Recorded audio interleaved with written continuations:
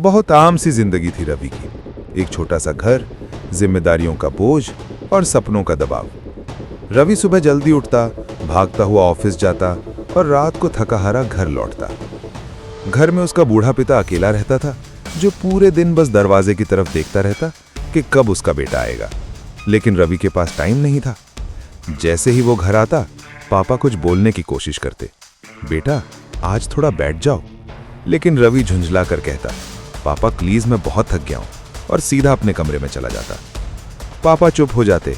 उनकी आंखों में बस एक ही सवाल रह जाता, क्या मैं सच में अपने बेटे के लिए बोझ बन गया हूं? दिन गुजरते गए, लेकिन रवि और उसके पापा के बीच की दूरी भी बढ़ती गई।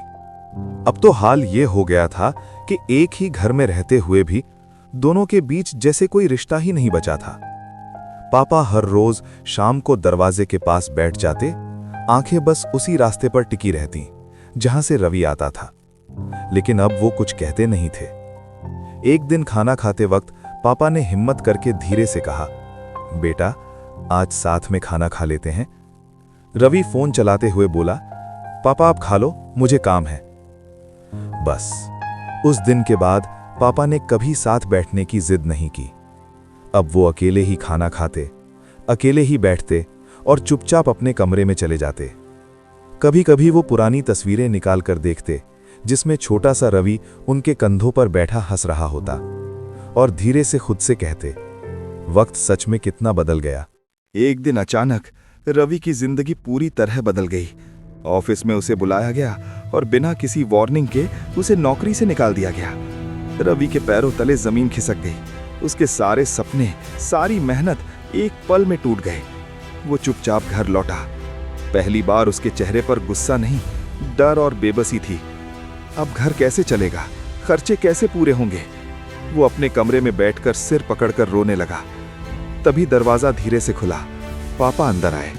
हाथ में एक पुराना डिब्बा था। उन्होंने बिना कुछ बोले वो डिब्बा रवि के सामने रख दिया। रवि ने खोला। अंदर पैसे थे, बहुत सारे पैसे। वो हैरान होकर बोला, ये सब? पापा हल्के से मुस्कुराए और बोले, बेटा ये मेरी सारी जिंदगी की बचत है। सोचा था बुढ़ापे में काम आएगी, लेकिन असली जरूरत तो आज है। रवि कुछ बोल नहीं पाया। जिस इंसान को वो बोझ समझता था, आज वही उसका सबसे बड़ा सहारा बन गया था। रवि के हाथ कांप रहे थे, आंखों से आंसू रुक ही नहीं रहे थे। वो बार बार उन पैसों को देख रहा था और फिर अपने पापा को।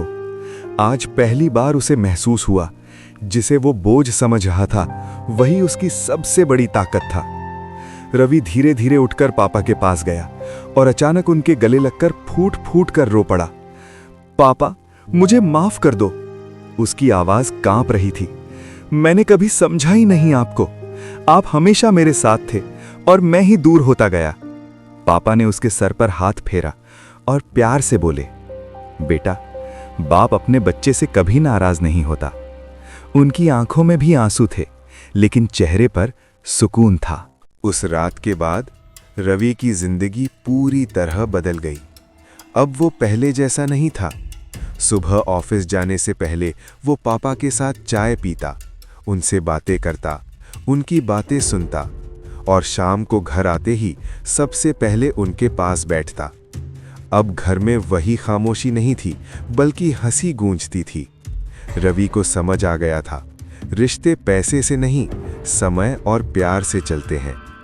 कुछ महीनों बाद रवि को नई नौकरी भी मिल गई, लेकिन इस बार उसने एक चीज कभी नहीं भूली, अपने पापा को कभी अकेला नहीं छोड़ना। एक दिन पापा मुस्कुरा कर बोले, अब तू सच में बड़ा हो गया है बेटा। रवि ने हंसते हुए उनका हाथ पकड़ा और कहा, नहीं पापा, मैं आज भी वही बच्चा हूं, बस अब समझदार हो गया हूं। जिंदगी में चाहे कुछ भी हासिल कर लो, अगर अपने माँ बाप का साथ नहीं दिया तो सब कुछ अधूरा है।